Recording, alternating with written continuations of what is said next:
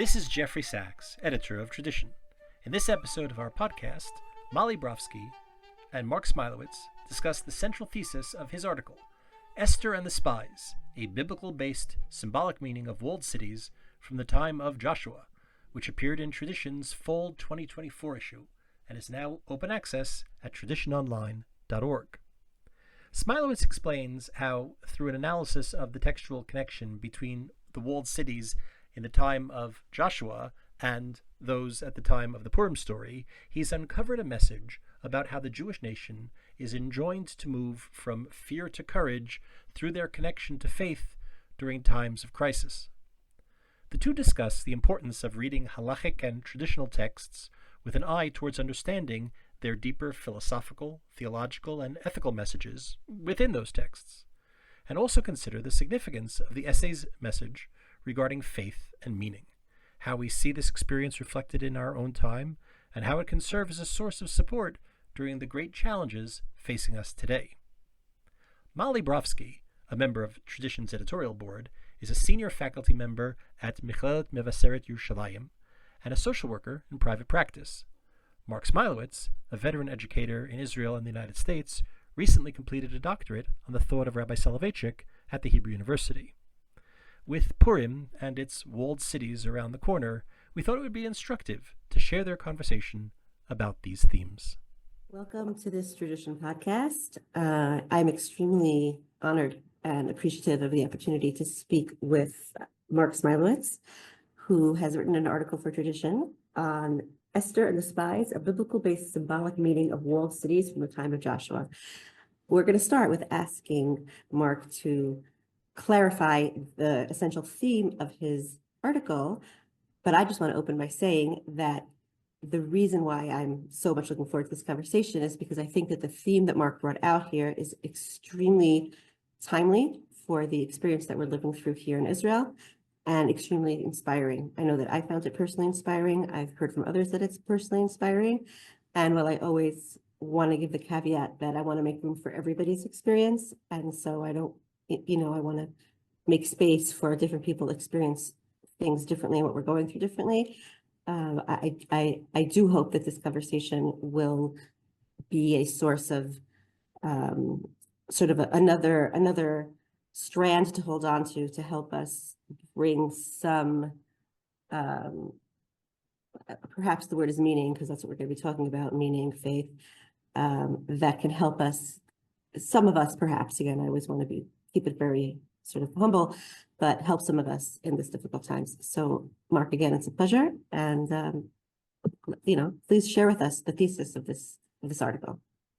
Thank you so much, Molly. It's really great to be here with you, and thank Tradition for hosting this discussion.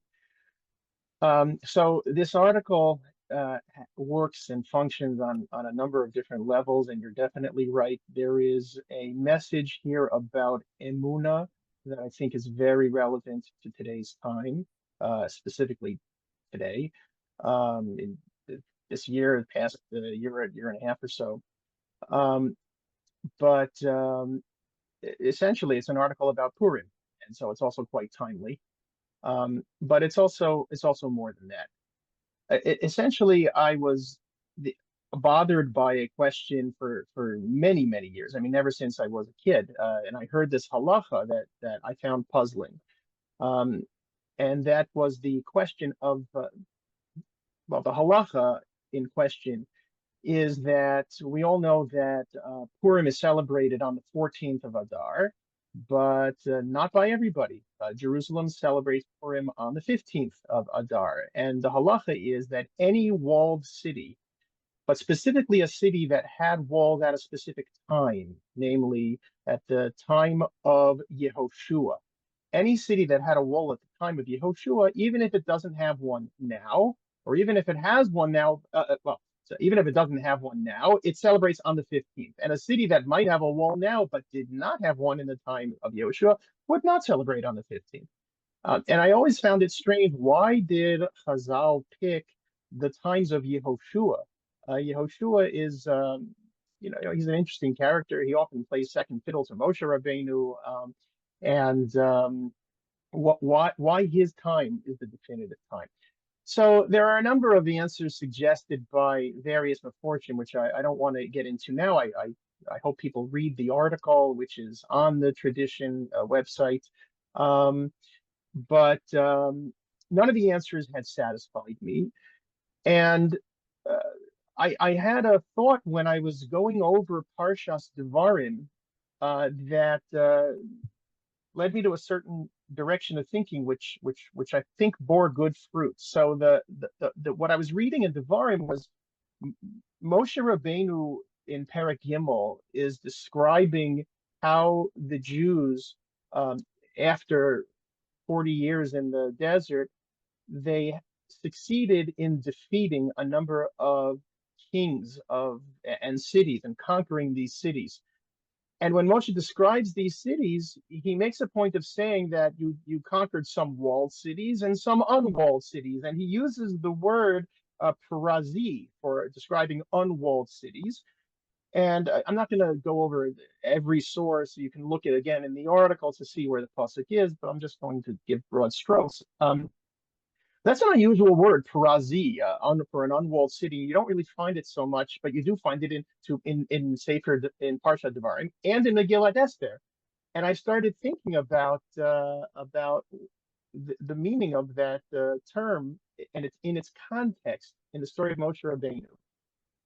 And I realized that there's actually a very deep meaning in that story, which is not obvious because I think that most people, when they read the story in Dvarim, they feel like they're being told all sorts of battle statistics that may be interested to a statistician.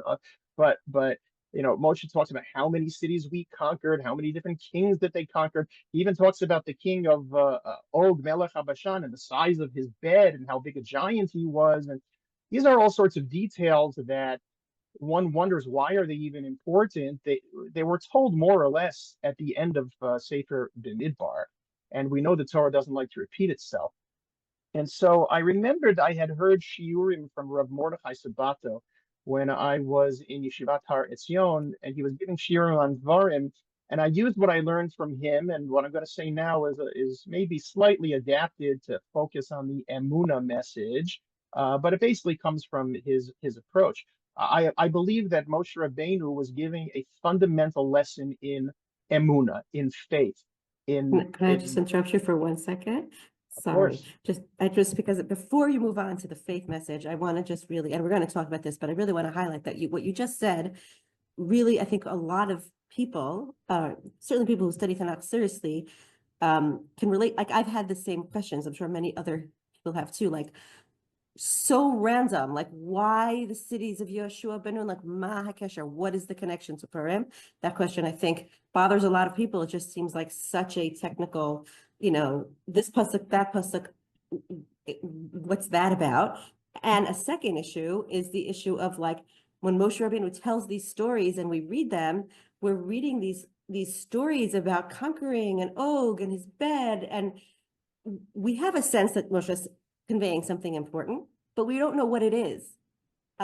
It's like we feel like there's this latent meaning underneath, and we'll get to this, but like we assume you and I assume, we'll talk about this, that there's a latent meaning under Chazal's connection, but also when you read Tanakh, we assume that there's definitely meaning under Moshe's message to the people, and we're completely clueless to what it is. And I just wanted to set that up because what you're about to say, I think answers questions that you're not the only one who's been asking. I think anyone who's a serious studier who takes Chazal's messages seriously and who's seriously studying Tanakh has asked those questions. So I just wanted to kind of set that up before you give us the answer, because I really feel it feels like you're answering real questions. You're not just kind of giving us a nice fort. You're actually answering real questions that anybody serious sort of asks themselves.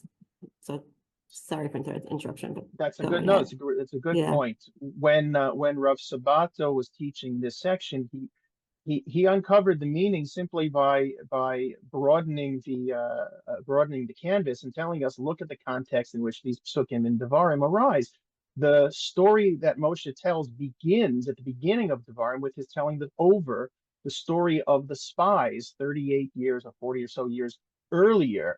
when the Jews failed and were terribly punished because they refused to enter the land and to fight the Canaanim. And there too, Moshe Rabbeinu mentions cities. He doesn't mention unwalled cities, but he does mention walled cities. And he points out that the Jews of the earlier generation, the generation that left Egypt, they were afraid to listen to God's command to fight for the land of Canaan. And they were afraid. One of the things they were afraid of was these walled cities. And Moshe Rabbeinu basically calls this a failure in emuna. He even says about the Varzeh Einchem Ma'aminim Bashem. And what Moshe Rabbeinu is doing in two prakim later, Perek Yimel, when he's recounting how we did destroy these cities in the second generation, not the generation that left Egypt, but the generation that entered the land, they succeeded where the earlier generation had failed. And Moshe Rabbeinu points out, you conquered walled cities and unwalled cities. The emphasis there being on the walled cities. Even the cities that had scared you the most, you were successful with. And you even conquered giants who they were scared to conquer in the earlier generation. And Moshe Rabbeinu here is teaching the Jews that they should not necessarily give themselves a pat on the back, but they should understand that they have grown and they learned the lesson to trust in God. When God says that he'll be beside you, go fight, to trust in God, to not give into fear. And we'll talk more about, there's a lot to say about this message of Emunah, but I do believe that Chazal saw that this message was connected to the story of Purim. And in fact, if you look in the Gemara, the source for the rule that cities that had a wall at the time of Yehoshua, that they celebrate Purim on the 15th, the source for that is actually from this pasuk in Perek Gimel of Devarim, where Moshe mentioned the unwalled cities, the Prazi. It's a Gzeira Shava, a technical rule of learning from one halacha, from one pasuk in one context to another context, because the same word appears in both contexts. So the thing that I realized from Parshat Devarim is that we have here two generations. One failed the test of Emunah, one succeeded in the test of Emunah. And the first generation we would call the generation of Moshe Rabbeinu. They're the ones that Moshe led out of Mitzrayim. The second generation really is the generation of Yehoshua. I mean, Moshe Rabbeinu certainly led them for a while, but their real coming onto the stage and of Jewish history is in Sefer Yehoshua when they conquer the land. Obviously, there are other stories of them in Sefer B'midbar and Dvarim, but the bulk of their activities is conquering the land with Yehoshua. And we see that in the story of Yehoshua, the walls that the Jews had been afraid of. I could just mention a pasuk or two. Moshe, there's some memorable psukim where Moshe says, "You looked at these walls, arim bitzurot ad hashamayim." I'm not quoting it exactly right, but I'll just here says he says, arim gedolot ubitzurot bashamayim. You were scared of these fortified walls. In the time of Yehoshua, the walls come crumbling down. We know the story with Jericho; they physically come crumbling down, but that physical falling down is actually symbolic as well. It's symbolic of the fact that this new generation has arrived. Hashem is saying the walls that had caused you fear in the past, you see they are not to be feared. That God will accompany us, and the things we are afraid of, He can remove. He can remove those obstacles. So what I realized was that there's actually a very similar story in Megillat Esther. And the two stories are very connected. That's why I called the article Esther and the Spies. Esther was tasked by Mordecai to go approach Achashverosh and plead on behalf of the Jewish people, to save the Jewish people. And Esther was scared to do so. She had a fear that she was going to be killed. She was going to be killed because Achashverosh had a rule that no one is allowed to approach the king unless he invites them first. I think he was kind of paranoid, and that's why he had that rule, and he had good reason to be, as we know from Big Tan Bateresh. And in fact, when But he can't sleep that night, he's wondering who's plotting for, against him. Yeah. for sure, for sure. So to approach the king was a life-threatening activity. And Esther, at that moment, if we freeze that moment in time when Esther initially refuses, her situation is very similar to the Jews of the first generation, the spies, Same thing. who were afraid for their lives and did not want to do what needed to be done because they were scared they're going to be killed. So Mordecai steps in here and he gives Esther a pep talk. It's a well-known pep talk where the essential idea is this is your time. Maybe this is the reason that God made you queen. And if you don't step in to save the Jews now, somebody else will save the Jews and you may end up being lost. And what Mordecai is saying here is, I mean, how did he know someone else was going to step in? How does he know the future?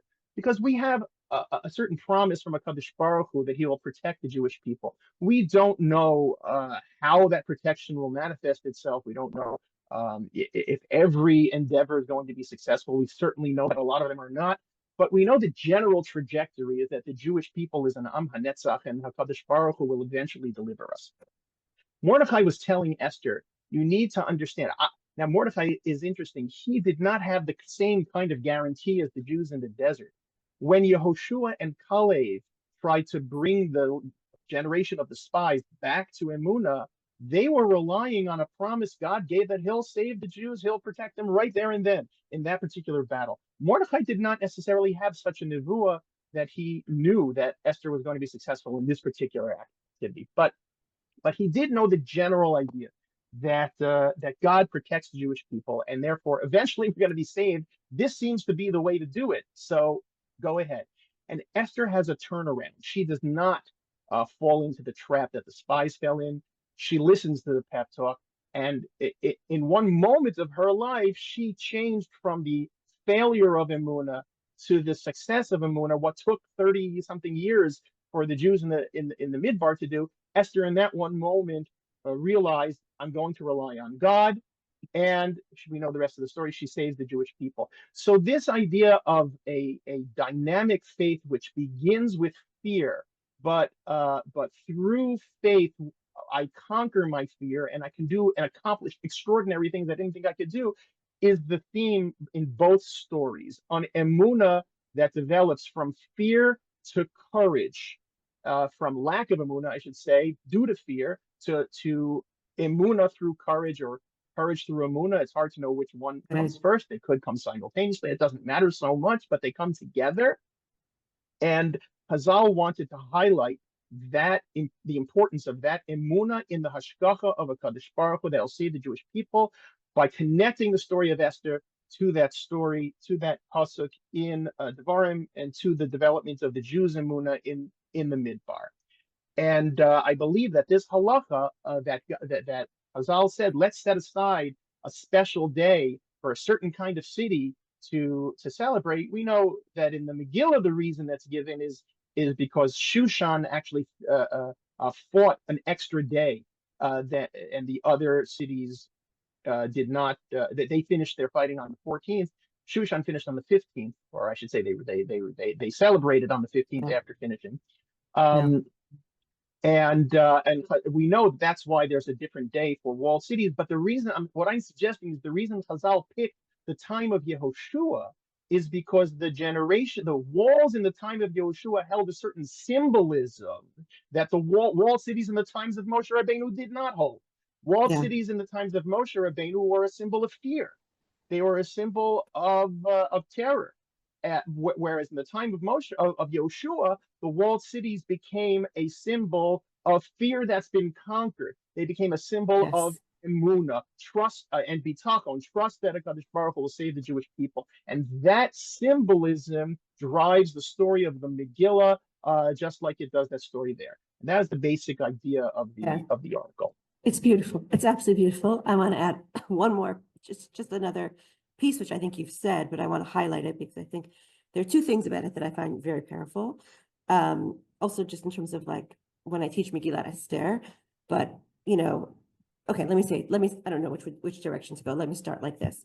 I think one of the things you're also saying, you can tell me if you disagree, but I think you're also saying when you're talking about the Jews in the time of the Meraglim and the Jews in of the time of Yehoshua, you're also describing a different generation in terms of the generation that left Egypt and the generation that's coming into Eretz Yisrael, and that the generation that's entering the land that has this national consciousness that maybe it took 40 years to develop, and maybe we needed a second generation to get there.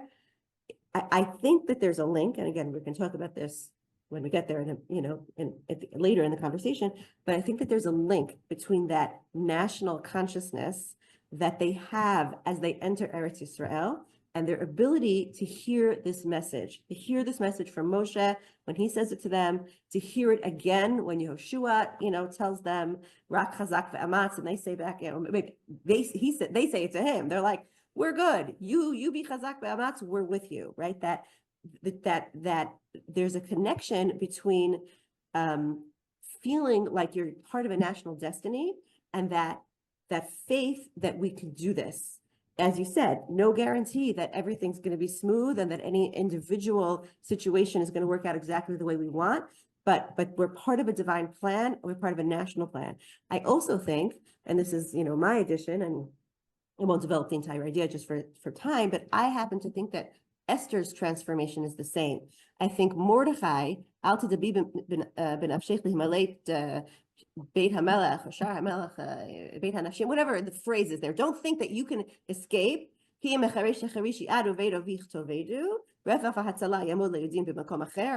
saying it in order, but the points more that Mordechai is making to Esther is Esther until this point has been very passive, has been very Shushan-like.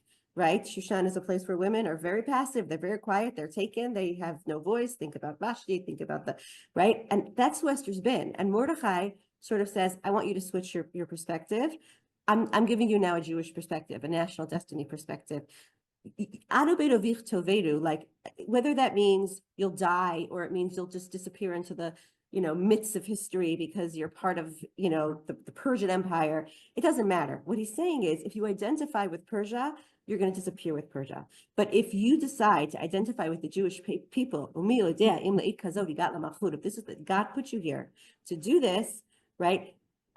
He's basically saying two things. I believe God will save us, as you say, quite incredible, because he doesn't have a nevuah, but he definitely, from the beginning, he's Ish Yehudi, who knows who he is. He has his lineage. He knows he belongs in Yerushalayim, right? He knows he's in Golah, from whatever generation.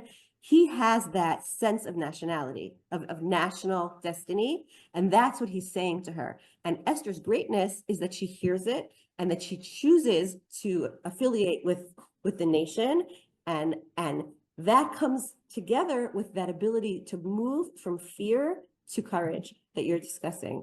There's no question.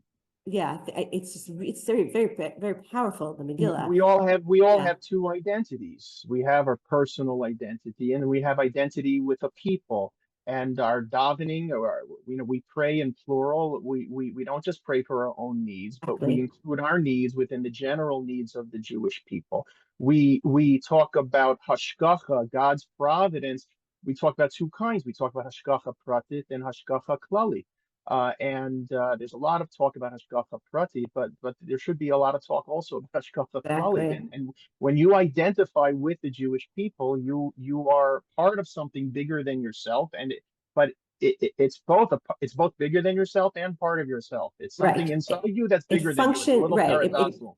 It makes you be a piece of something greater, but you still have your individuality if you're a piece of something greater. So I just want to say one more thing, and then I want to move into the next point, which is the idea of the dynamism here, the idea that it's possible to shift, right? I think that sometimes we get very stuck in like, I'm feeling this way and I'm stuck in this way and there's no movement. And there are some people who are extremely strong and they're always strong, right? To me, that's like the Mordechai model, the Kalev and Yehoshua model.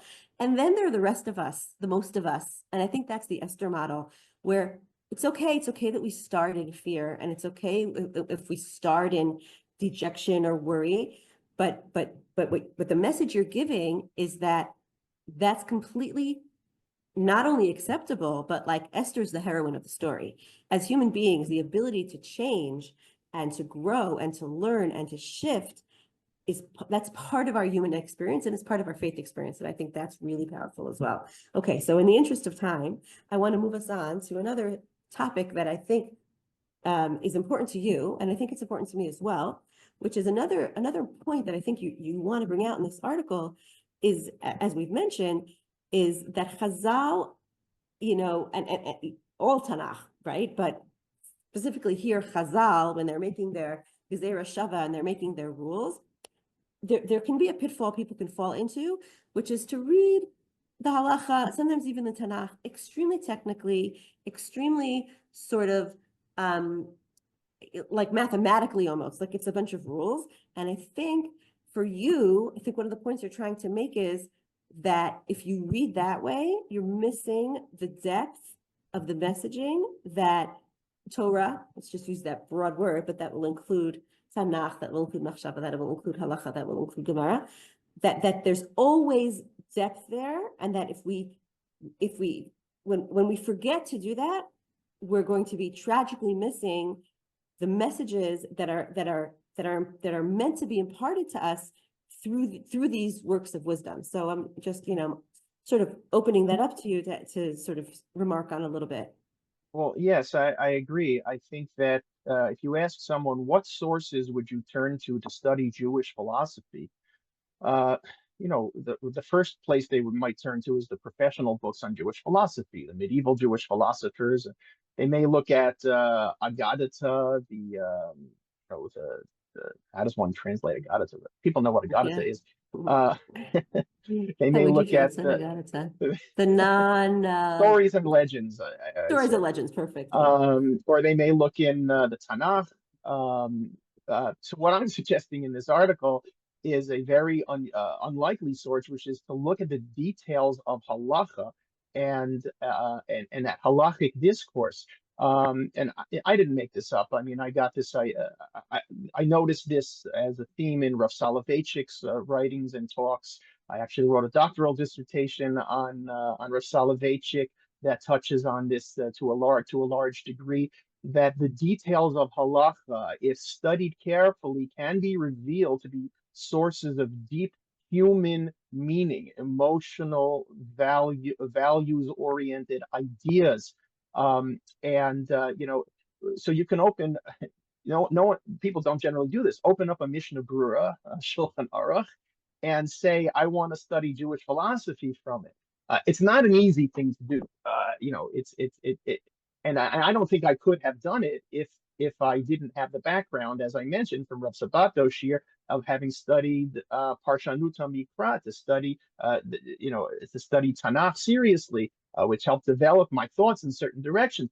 But I think it's very important that we avoid a pitfall of looking at halacha. And as Orthodox Jews, we're very meticulous about halacha to minute details.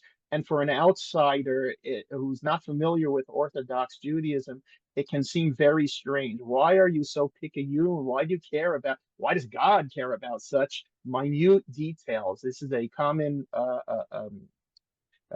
complaint, I guess, people have about Orthodox Judaism. To me, the details of halacha, if studied within a certain context, are a kind of poetry. But you have to be open to it, and you have to look for it.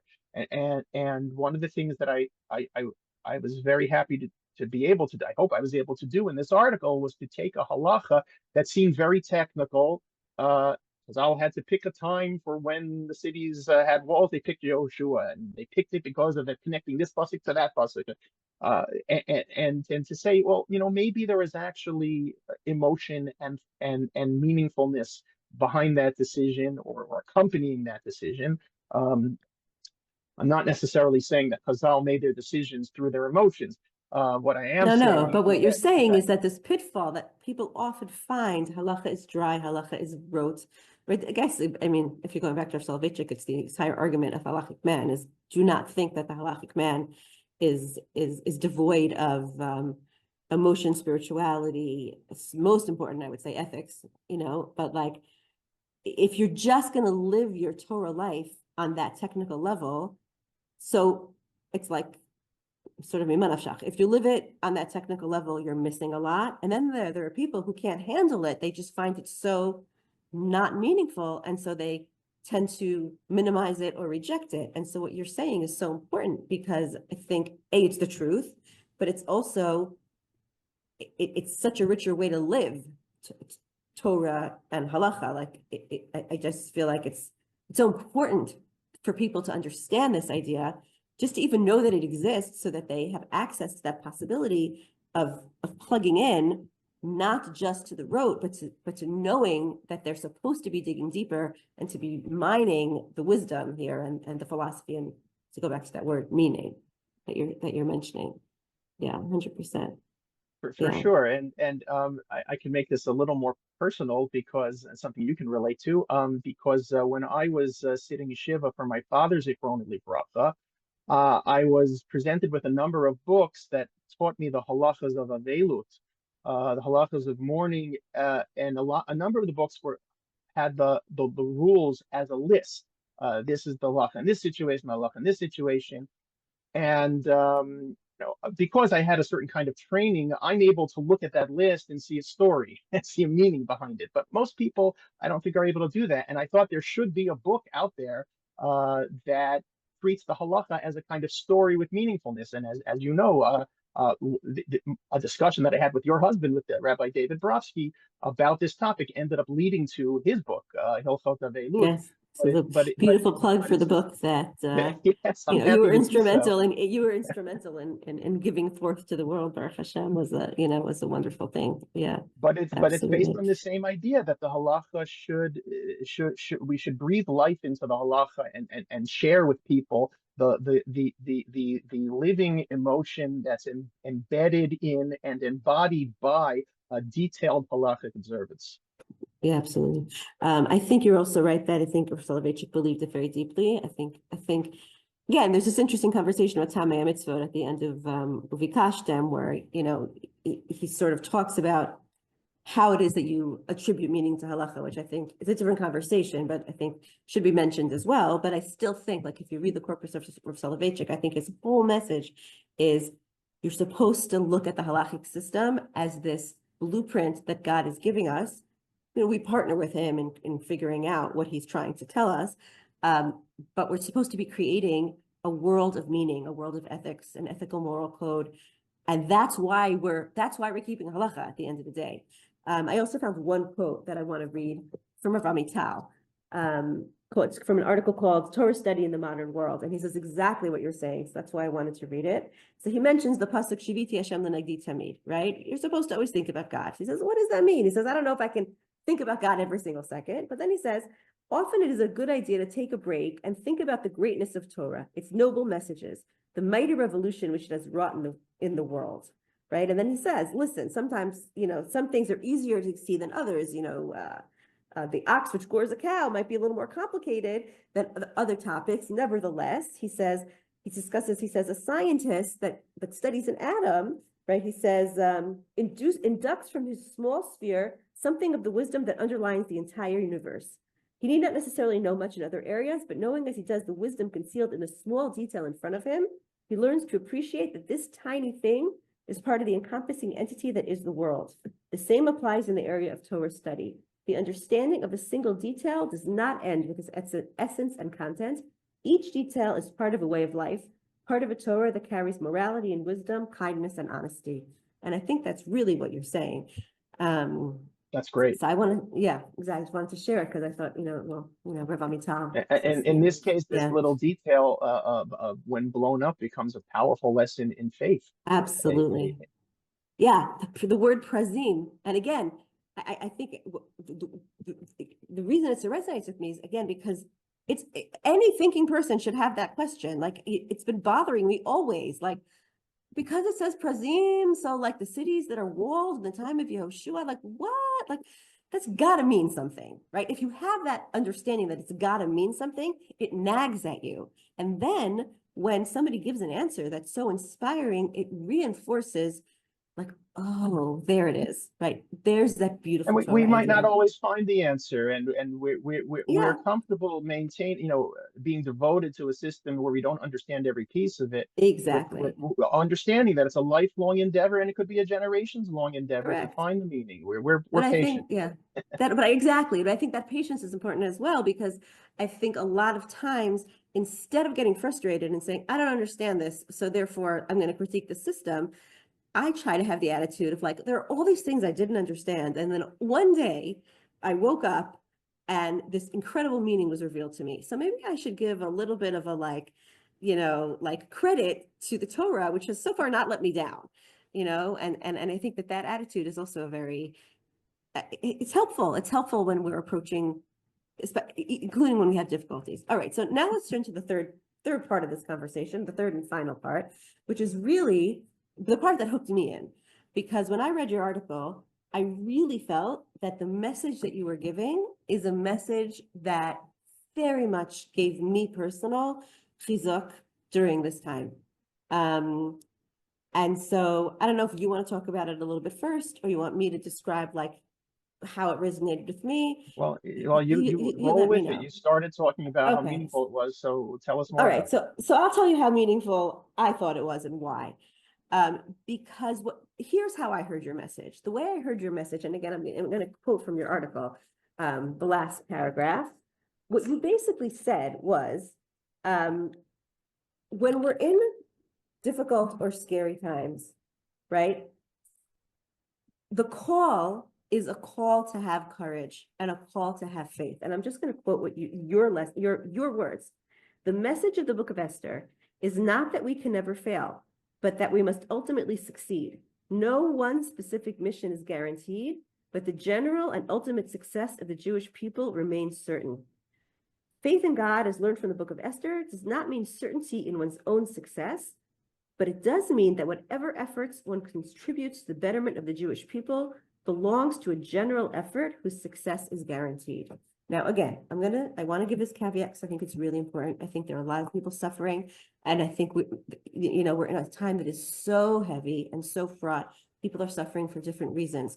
People are suffering personal losses. People are suffering fears. People are suffering vicarious pain at losses that they're seeing, and everybody processes things differently. So I really want to make space that what I'm about to describe is a part, first of all, even if I feel it, it's not everything I feel, it's a part I feel, and I can have other parts. I can have parts that are worried or afraid or despondent or angry even at God or questioning God.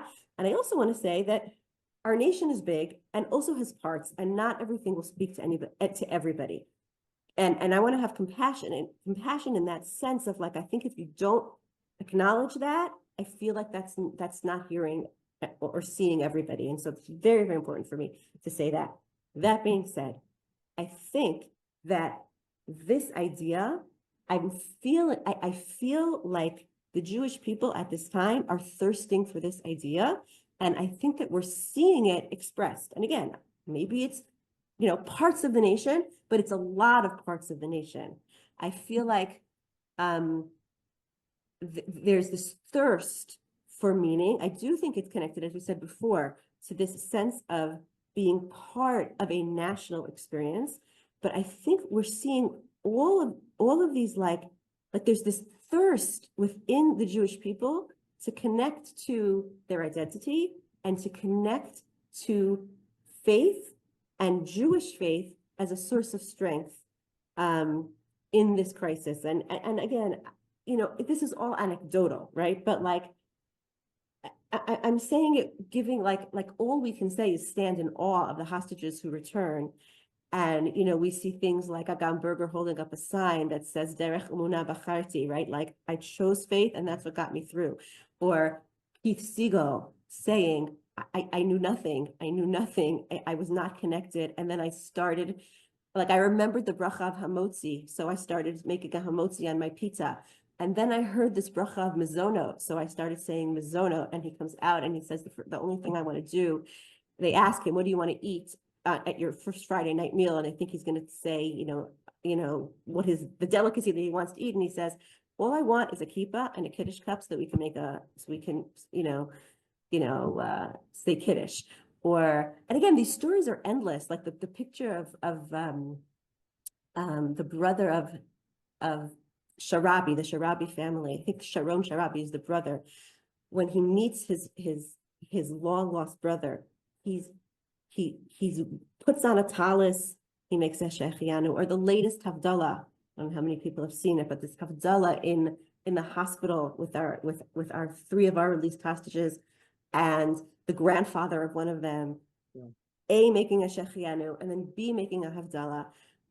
And the stories are endless. And again, I don't want to take away. I'm sure there are many people who lost their faith. I'm sure. I'm not speaking and I'm not critiquing that. But we just seem to encounter over and over and over. And one of the silliest examples, and I'm going to bring it in, even though this might enrage some of our viewers, but it's so shocking to me that this song, this Odio Tertov, there's a song. The words are, God loves me and everything's going to be great, right? And so many philosophers are like, going out of their minds because they're like, I'm not sure that that's a Jewish, and we don't really have time for that conversation, but I'll refer people to Mark's article here about the nature of faith and the footnote about how faith works. And let's leave that aside because I don't think that that's relevant. I think that the reason people are singing those words, I'm going to just read a bit of what I wrote about this conversation when there was like this philosophical discussion. Is it okay? Is it permissible? It was written by a Rav named Arush who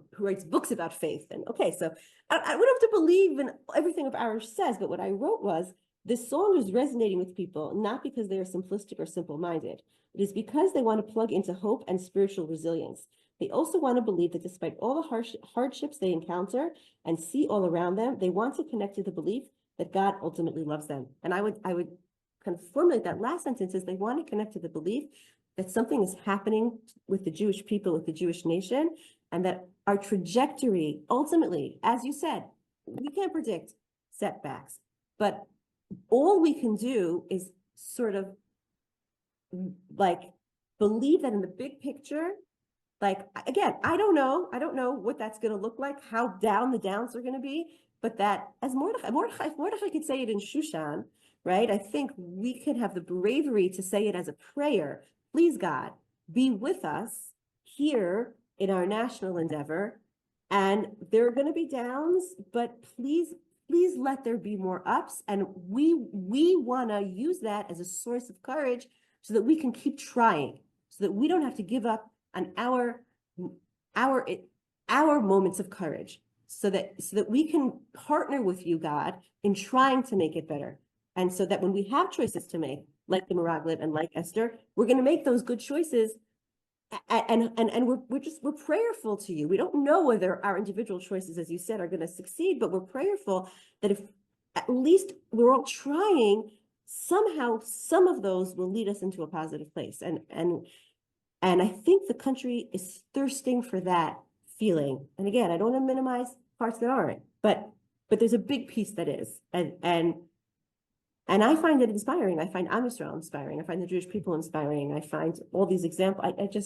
I as a person who's not so brave naturally, when I see this courage, it's just, to me, just absolutely awe-inspiring. That's my feeling. It's an extraordinary thing that unfortunately during this war, it's hard. I imagine most people know someone who lost someone, Absolutely. or have some very, very, very small degree of separation from someone who lost someone. And while we are suffering losses and tragedies, we still have people rushing into the fight with the sense that this is what I have to do. People injured coming home and then saying, once I'm healed, I have to get back in.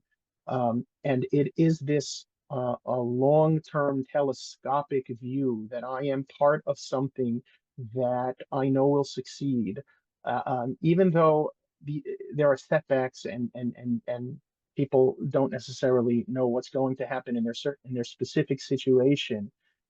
They know that they're on a winning team, and they also know that in fighting with that winning team, they're partnering with the Jewish people, but also with God and God's plan.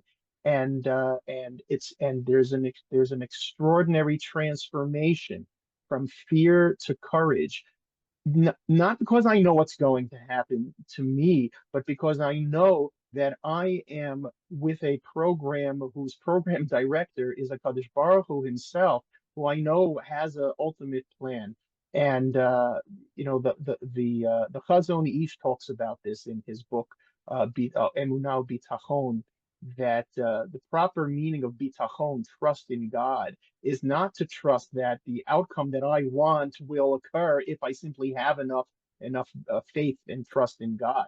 I don't know if the outcome that I want will occur, but the trust that I have in God is that He knows what He's doing, and that He doesn't let things happen just because, and that in whatever I'm going through, Yirtzeh Hashem, it should be good, but whether it's good or Chas v'Chalila, it's bad, that it is all under the watch of HaKadosh Baruch Hu and happens for a reason, and is a progress towards something greater. When I was in Yeshivat Har Etzion, Rav Menachem Liebtag gave a very good analogy to this. He drew on the board like a wave, like a sine wave, and said life has ups and downs, hills and crests. And he said, but if you take that line and you tilt it so that its trajectory is now going up, so that means that even if you're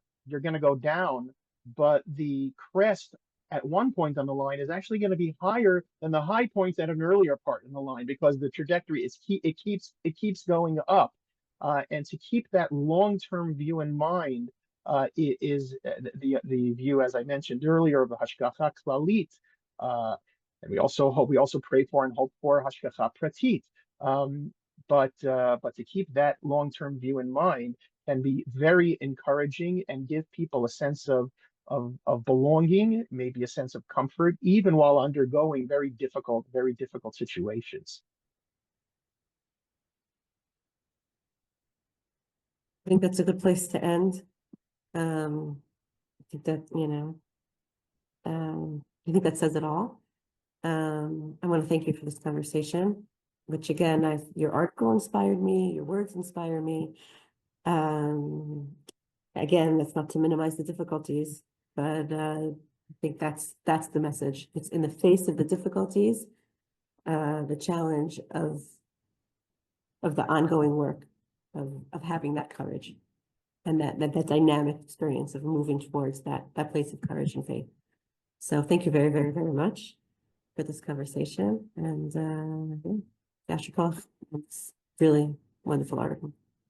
Thank you so much, Molly. Thank you for having me. We all pray for Besorot Tovot, Geula Shlema, and it was really good talking to you. Thank you. Thanks.